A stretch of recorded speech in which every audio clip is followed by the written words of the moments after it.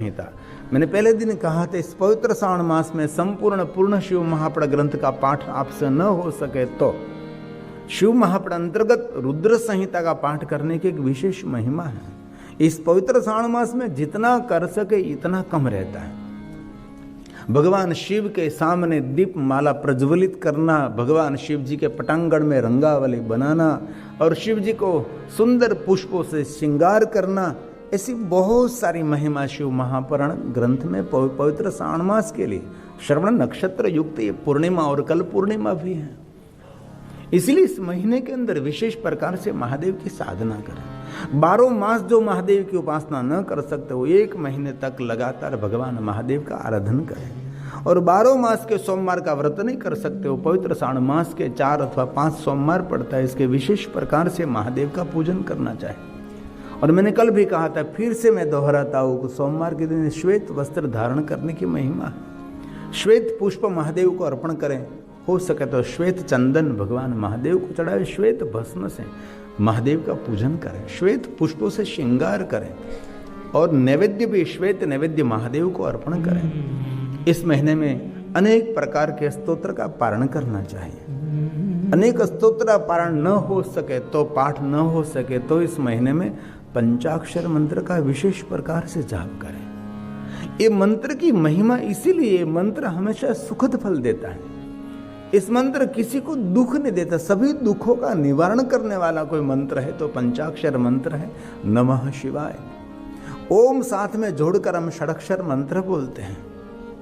इस महीने में ज्यादा से ज्यादा इस पवित्र श्रावण मास में, भादो मास में और माघशर मास में विशेष प्रकार से पंचाक्षर मंत्र की महिमा है। और जीवन में कभी अवसर मिले तो आप 5 लाख पंचाक्षर मंत्र का अनुष्ठान करें। और बहुत सारे शिव भक्तों को मैंने देखा है विशेष ज्योतिर्लिंगों में निवास करते 5 लाख मंत्र का अनुष्ठान करते हैं।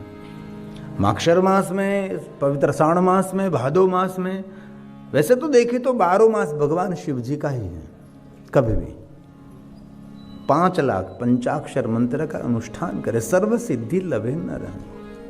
जीवन में जो मेरे कार्य है सभी कार्य को सिद्ध करते हैं ये मंत्र।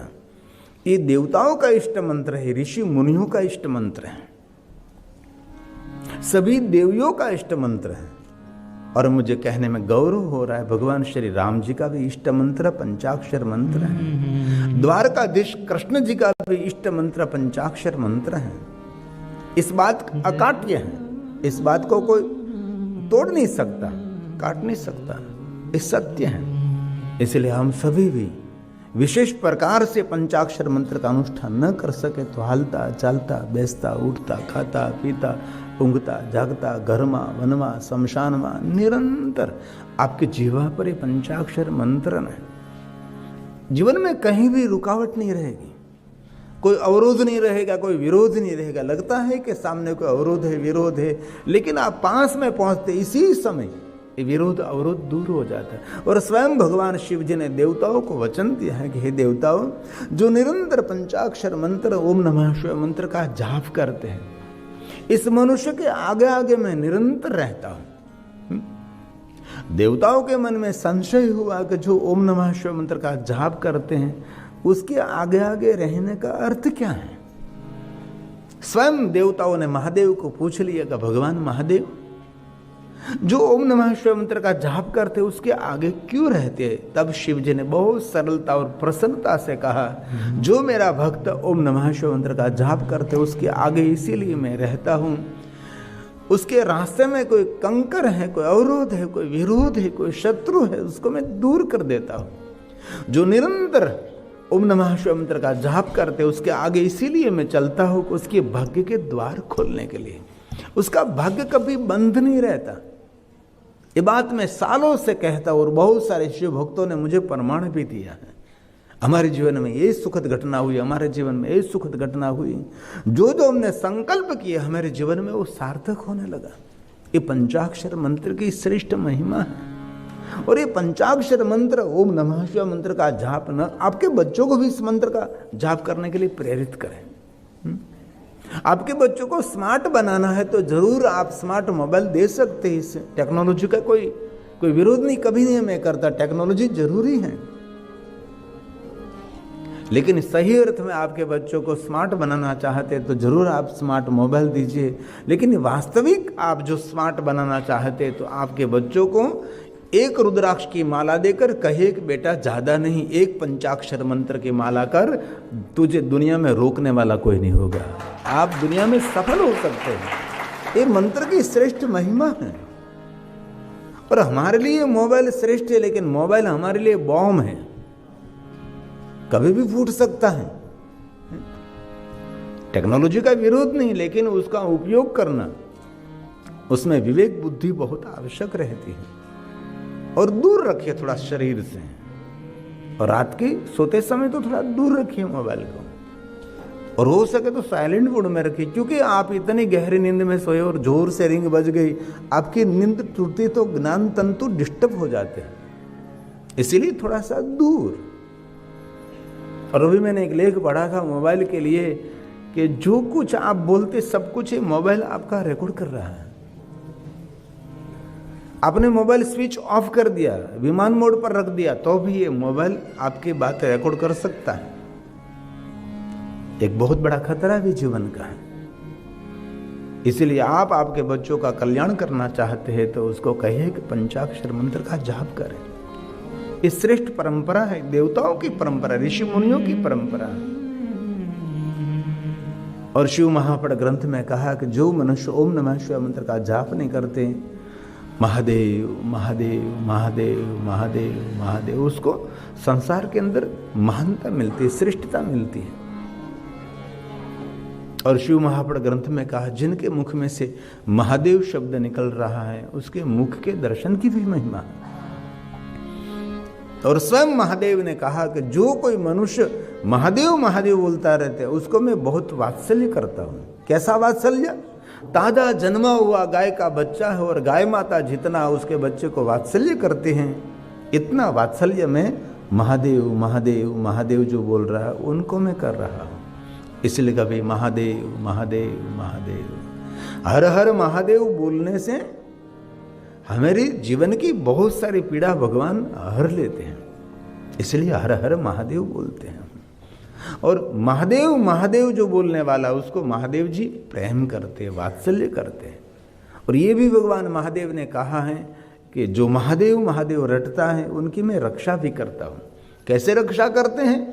तो ताजा जन्मा हुआ गाय का बच्चा है, गाय माता जितनी रक्षा करती है इतनी रक्षा में महादेव महादेव जो बोल रहा है उनकी मैं रक्षा भी करता हूँ। और जो महादेव महादेव बोलता है उसके पीछे पीछे निरंतर में चलता हूँ। कैसे चलता हो? तो कि ताजा जन्मा हुआ गाय का बच्चा है, गाय माता को कहीं ले जानी है तो गाय माता को ले जाना नहीं पड़ता, उसके बछड़े को आप ले लीजिए, गाय माता पीछे पीछे पीछे आएगी। इसलिए हो सके तो महादेव महादेव महादेव महादेव, बाकी तो है ही शिव शिव शिव शिव नाम कुंठर्ण विनाश न जायते ध्रुवम। जो शिव शिव बोलता रहता है भगवान महादेव जी उसके पाप को जड़ मुख में से उखाड़ कर फेंक देते हैं। शिव नाम कुंठर्ण, कुंठर्ण का अर्थ होता है कुवाड़ा, पाप को जड़ मुख में से उखाड़ कर फेंकने वाला भगवान शिव जी का नाम है। और स्वयं ब्रह्मा जी ने तो नारद जी को कहा है कि नारद एक शिव नाम में जो सामर्थ्य है इतना पाप मनुष्य जीवन भर कर ही नहीं सकता। इतने पापों में से भगवान शंकर जी उसको मुक्त कर देते हैं। इसलिए शिव भक्तों से कोई नकारात्मक वृत्ति से डरना नहीं है। पाप का अर्थ है नकारात्मक विचारधारा, नकारात्मक वृत्ति, नकारात्मक प्रवृत्ति, उसको कहते हैं पाप। पुण्य उसको कहते हैं सकारात्मक विचारधारा, सकारात्मक प्रवृत्ति, सकारात्मक वृत्ति, हमारे दूसरों के प्रति भलमनचाई की भावना, दूसरों के प्रति हमारा आदर, दूसरों के सुख का भाव। और ये भी शिव श्रेष्ठ उपासना भी है। इसलिए इस पवित्र श्रावण मास में जितना हो सके इतना कुछ तो करते ही रहना चाहिए। रोज के लिए हमारे शिव भक्तों के लिए तो नित्य नित्य पवित्र श्रावण मास है। जब कथा श्रवण करते तब हमारे लिए श्रावण। इसीलिए कुछ भी न हो सके तो पंचाक्षर मंत्र का पूर्ण जाप न करे तो आदि जगतगुरु शंकराचार्य महाराज का श्रेष्ठ प्रसाद है, जिनको कहते हैं पंचाक्षर स्तोत्र। इसमें बहुत सारे शिव भक्तों को पंचाक्षर स्तोत्र कंठ से रहता है और इतना कठिन नहीं है, बहुत सरल है। आदि जगतगुरु शंकराचार्य महाराज ने जितने स्तोत्र बनाए ये इतना कठिन नहीं, मनुष्य सरलता पूर्वक ये स्तोत्र का पाठ कर सकते हैं। 5 अक्षरों से जोड़कर बनाया हुआ पंचाक्षर स्तोत्र, इनमें बहुत सारे शिव भक्तों को पंचाक्षर स्तोत्र कंठस्थ हैं और नित्य भगवान महादेव के सामने बैठकर दीप प्रज्वलित करके ये बोलना चाहिए। मैं पूछना नहीं चाहता, लेकिन नहीं है कंठस्थ तो जरूर कंठस्थ करें। रोज रोज रोज रोज बोलते रहोगे तो मुखपाठ हो जाएगा। ये मन का लक्षण है।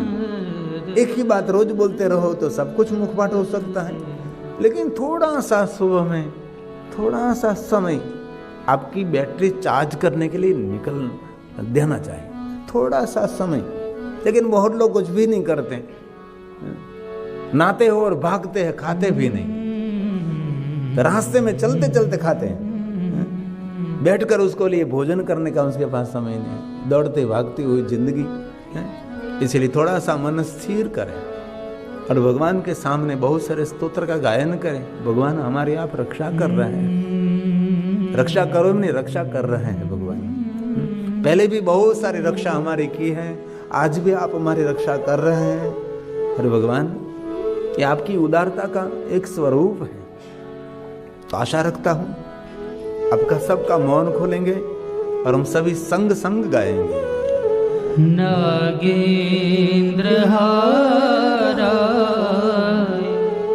त्रिलोचनाय शाबाश। भस्मांगरागाय महेश्वराय नित्याय शुद्धाय दिगंबराय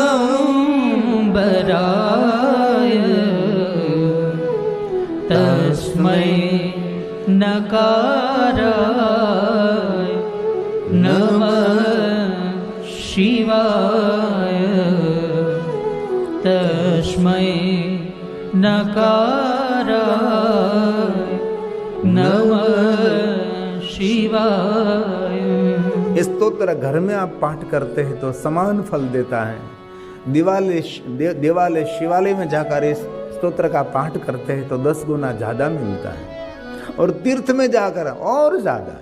और जहां भगवान की कथा हो रही है वहां कोई भी स्तोत्र का पाठ करने से, पारण करने से सहस्त्र गुना पुण्य मिलता है।